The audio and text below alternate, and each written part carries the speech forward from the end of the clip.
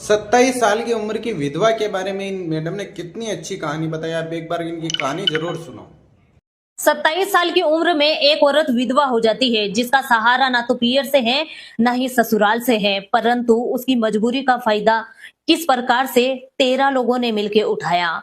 जब उसे एक पड़ोसन ने कहा कि क्यों नहीं तुम पंचायत पे जाओ और तुम्हारा राशन कार्ड, आधार कार्ड और जितने भी तुम्हारे सरकारी योजनाएं हैं वो सब कुछ चालू करवा लो। वो औरत जो लाचार सरकारी योजनाओं के लिए सरपंच के पास जाती है राशन कार्ड के लिए, तो पहले तो उसके साथ सरपंच गलत करता है, अपनी बातों में बहला फुसला के। उसके बाद जितने भी उससे ऊंचे पदाधिकारी थे उनके पास भी वो कागज के लिए जाती है, सरकारी योजनाओं के लिए जाती है, तो वो भी उसके अकेलापन का फायदा उठा के उसके साथ गलत करते हैं और बस दिलासा देते रहते हैं कि तुम्हारे राशन बनाएंगे, तुम्हारा वो कर देंगे, तुम्हारा ये कर देंगे, तुम्हें कहीं जाने की जरूरत नहीं पड़ेगा। उस अकेली महिला के साथ उन 13 ही लोगों ने मिलके जब चाहे तब उसको नोचते रहते हैं।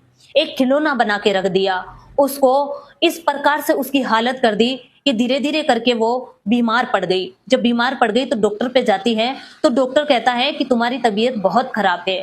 फिर उन्हीं व्यक्ति में से एक को पता चलता है कि उसकी तबीयत बहुत ज्यादा खराब होने लग गई है, हो सकता है अगर कुछ हो गया तो हमारे ऊपर कोई इल्जाम आ जाएगा, पता नहीं कौन से डॉक्टर पे जाके क्या जांचें करवाएगी।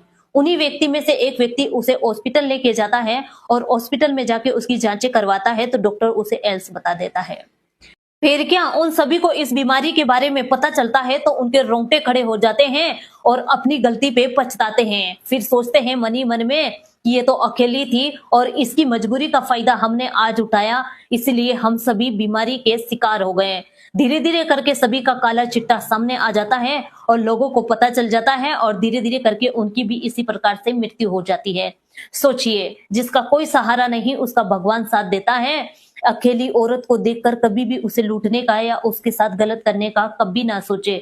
वो तो सामने वाली मजबूर रहती है, मजबूरी में आपके साथ कुछ भी करने को रेडी हो जाती है, परंतु उसकी मजबूरी जरूर देखे और कभी ऐसी अबला नारी के साथ और एकल महिला के साथ गलत करने का कभी ना सोचे।